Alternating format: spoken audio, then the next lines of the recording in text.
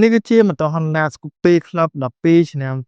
2025 របស់ក្រុមហ៊ុន Honda ប្រចាំកម្ពុជា វាបានផ្លាស់ប្ដូររូបរាងថ្មីកាន់តែស៊ីវិល័យដែលមាន 4 ជម្រើសពណ៌ ពណ៌ស ពណ៌ខៀវ ពណ៌ប្រផេះ និងពណ៌ក្រហម ម៉ូតូអូតូពេញនិយមនេះប្រើប្រាស់ម៉ាស៊ីន 4 តង់ Semi 1 OAC មានកម្លាំង 110cc ជាមួយនឹងប្រព័ន្ធប៊ិចសាំង PGM FI និងបញ្ចុះកម្ដៅទៅដោយខ្យល់ វាមានកុងទ័រល្បឿនរហូតដល់ 140 គីឡូម៉ែត្រក្នុង1ម៉ោង ហើយមានកម្រិតស៊ីសាំងជាមធ្យម 60 គីឡូម៉ែត្រក្នុង1លីត្រ និងមានធុងសាំងចំនួន 4.2 លីត្រ បាទនិយាយពីរូបរាងវិញ ម៉ូតូ Honda Scoopy Club 12 ឆ្នាំ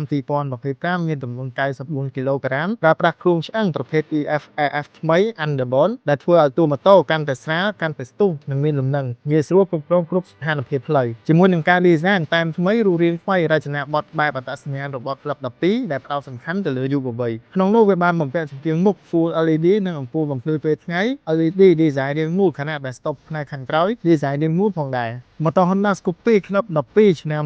2025 ប្រើប្រាស់ប៊ូមមុខប្រភេទ Telescopic និងប៊ូមក្រោយប្រភេទ Unit Swing ដែលមានតែប៊ូមមួយប៉ុណ្ណោះ ហើយវាមានបំពាក់ហ្វ្រាំងបូមឌីសនៅផ្នែកខាងមុខ Hydraulic disc ហើយហ្វ្រាំងស្បែកនៅខាងក្រោយជាមួយនឹងប្រព័ន្ធ CBS ដែលដំណើរការរួមបញ្ចូលគ្នា ហើយវាមានរង្វង់កង់ទំហំ 12 អ៊ីង និងប្រើប្រាស់សំបកកង់គ្មានពោះវៀននោះទេ ម៉ូតូនេះមានកម្ពស់ពីកែបទៅដី 750 មីលីម៉ែត្រ និងមានកម្ពស់ពីបាតម៉ាស៊ីនទៅដី 149 មីលីម៉ែត្រ ហើយវាមានគ្រប់ក្រងកែបធំអាចដាក់បានមួយសុវត្ថិភាពមួយ ព្រមទាំងរន្ធសាក USB Type C សម្រាប់សាកថ្មទូរស័ព្ទនៅក្រោមចង្កូតដៃ និងប្រព័ន្ធ Sound Smart Key ដែលផ្ដល់សុវត្ថិភាពខ្ពស់អមទៅដោយកុងទ័រ Full Digital ជាមួយនឹងតួនាទីវៃឆ្លាតបង្ហាញពីពេលត្រូវប្ដូរប្រេម៉ាស៊ីន ម៉ោង និងកម្រិតស៊ីសាំងជាដើម សូមបញ្ជាក់ថាបងប្អូនអាចបង់រំលោះសុទ្ធ 100% លើម៉ូតូគ្រប់ម៉ាកគ្រប់ស៊េរីពីហាងដៃគូសហការ 121 ទាំង 33 ទីតាំងទូទាំងប្រទេសដែលចំណាយត្រឹមតែ 10000 រៀលប៉ុណ្ណោះក្នុងមួយថ្ងៃជាមួយនឹងឯកសារតម្រូវងាយៗ ឬចង់ទិញដាច់ក៏បាន ចង់វាយដូរក៏បាន